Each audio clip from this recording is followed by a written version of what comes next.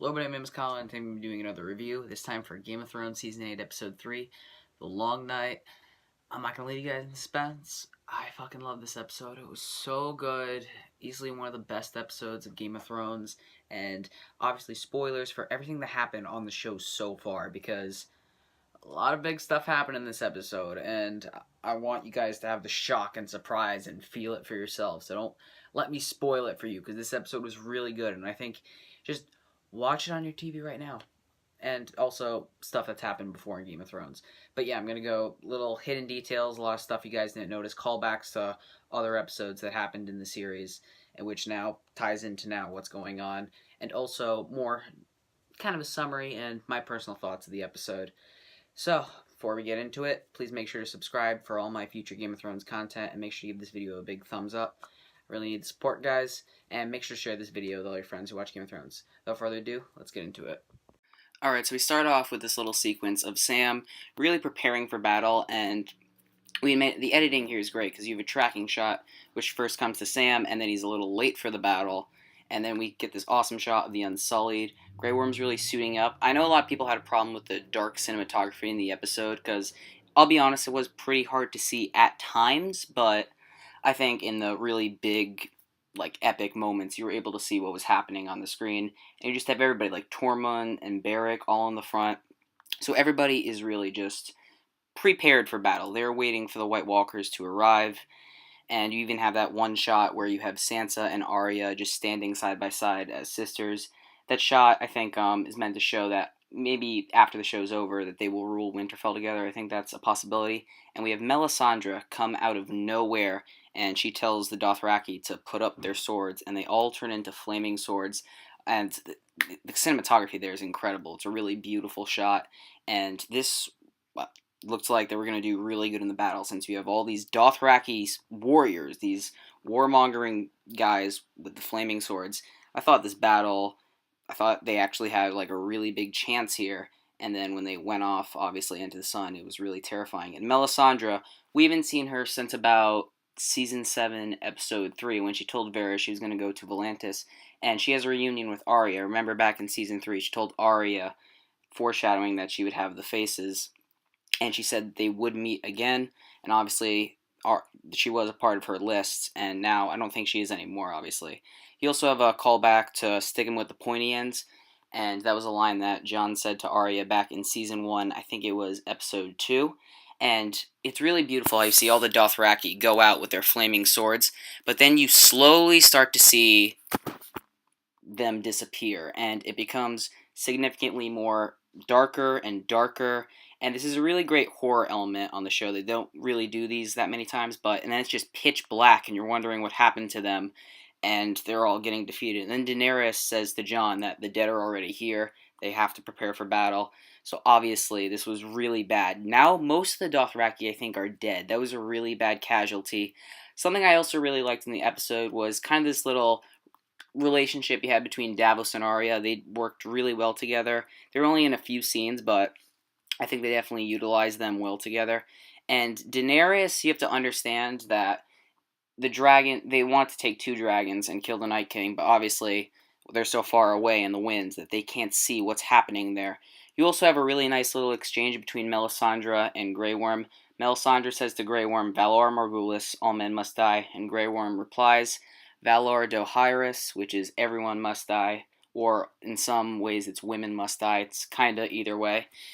Now, you also have a really good moment with Sansa down in the tombs, how she's blaming Daenerys for fucking up with the whole dragon situation. Night King would never have a dragon. They would have never gotten over the wall. And she's saying it's all her fault that the White Walkers are now here. And then Missandei kind of disses Sansa, moving away from her, saying that they also wouldn't be standing here if it wasn't for them. And everybody's getting dogpiled in this fight. Sam specifically, he gets dogpiled. Then he's saved by Ed, and Ed actually dies, killed by a White.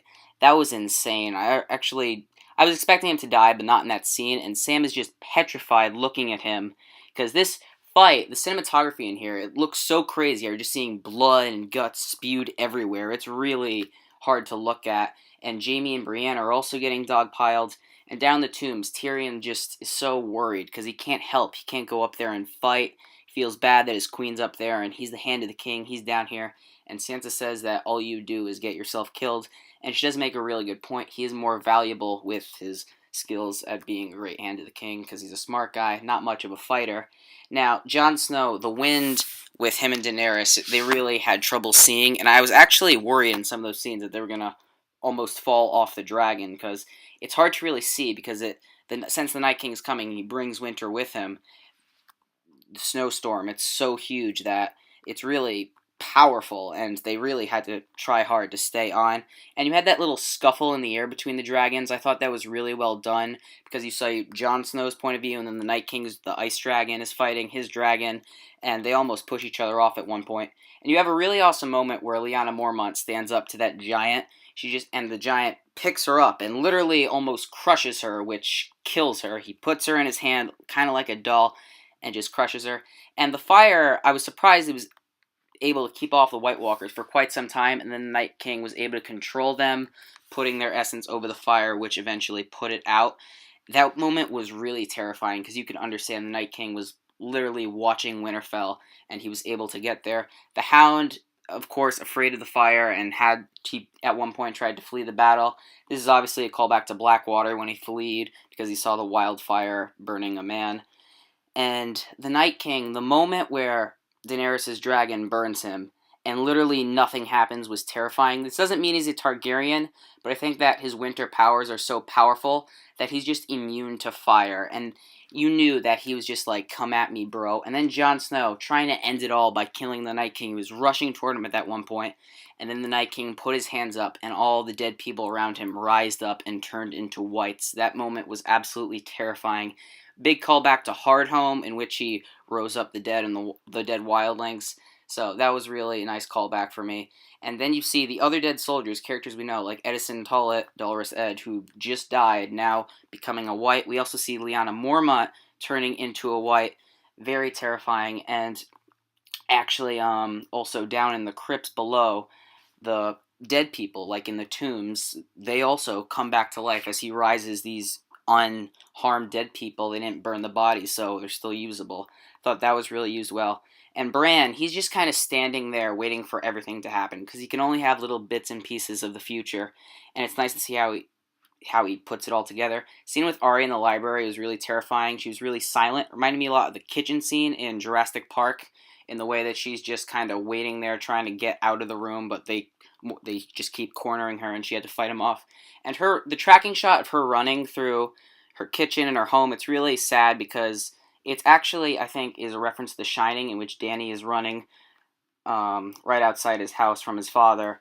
So, and you also have Beric's death, and he died protecting Arya, and I think that was the reason that the Lord of Light brought him back. And then Arya, the Hound, and Melisandre are there in that room, and they actually have a really awesome callback to Syrio Forel. Melisandre tells Arya, "What do we say to the God of Death?" Arya says, "Not today."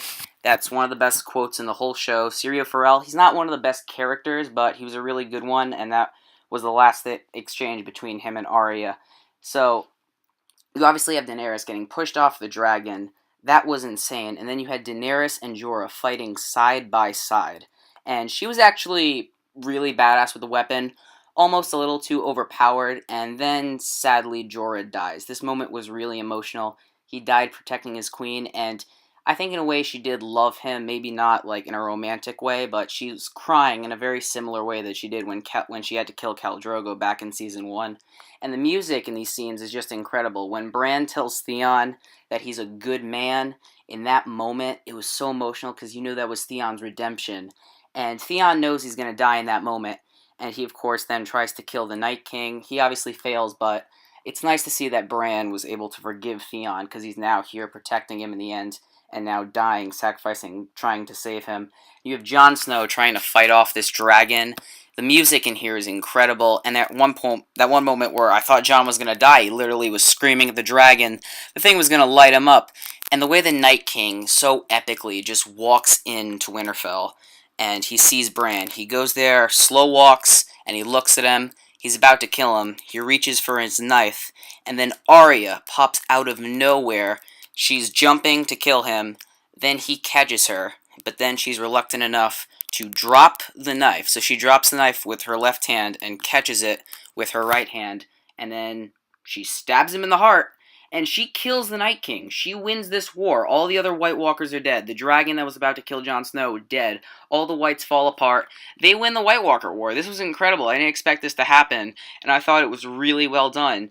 And it's awesome seeing everybody's just okay now, and they're all, like, about to die, but Arya was the one to kill the Night King. Then Melisandre, knowing this war is over, she gets out of Winterfell. She walks out to be amongst the dead bodies. She takes off her necklace, and she turns into the 200 or, like, hundreds of years old woman that she is, and she just basically dies of old age. I think if she takes off the necklace long enough, that's how she died. And this was a really great episode, guys. I absolutely loved it. Lots of nice little Easter eggs and callbacks to other episodes. Lots of great action set pieces. I absolutely loved it. Check out my future reviews for Game of Thrones, and make sure to share this video with your friends and family. Thank you all for watching, guys. Please make sure to subscribe, and I will hasta la vista.